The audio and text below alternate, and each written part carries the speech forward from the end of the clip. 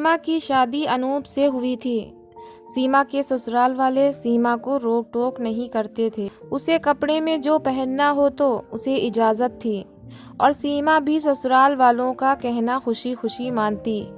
उसे यकीन नहीं हो रहा था, मुझे किसी चीज़ की कोई मनाही नहीं। सीमा भी हर बात मानती, किसी भी चीज़ को मना नहीं करती थी। जो कहते हैं वो खुशी खुशी करती थी।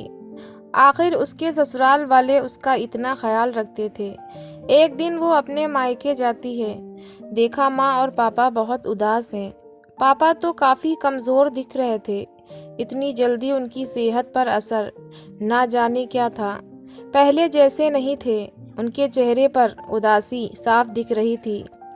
जब से शादी हुई थी वो खोए खोए रहते हैं। शायद एक बाप अपने दिल का टुकड़ा एक ऐसे हाथ में दे देते हैं जिनको सही से जानते तक नहीं। सीमा अपने पापा के लिए नाश्ता लेकर आई और जानने की कोशिश की, क्या बात है पापा, क्यों इतना उदास हैं?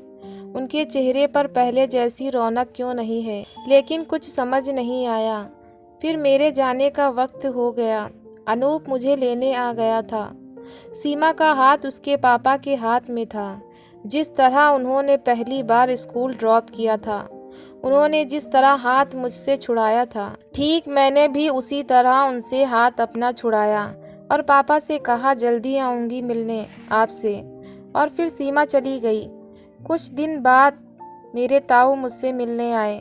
काफ़ी बातें होने के बाद बताया कि तुम्हारे पापा आज तक स्वीकार नहीं कर पा रहे हैं कि बेटी अब दूसरे की हो गई, दूर हो गई, किसी और की हो गई।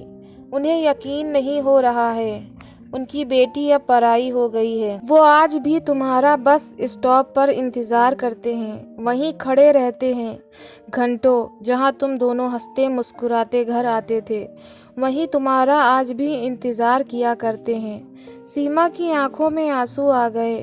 ताऊ के जाने के बाद सोचने लगी, लोग कहते हैं शादी के बाद बेटे पराये हो जाते हैं, लेकिन कड़वा सच है कि बेटी की शादी के बाद हकदार ही बदल जाता है और माँ बाप के पास बस यादें रह जाती।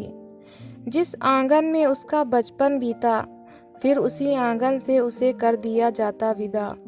नाजों से पालते, कल तक जो थी खूबसूरत और अल्हड़ लड़की, आज उसके कांधों पर जिम्मेदारियों का बोझ। झुकी हर एक खुशी के लिए, भूल जाती अपनी खुशी। ऐसे रीत क्यों बनाई, क्यों होती हैं बेटियां पराई।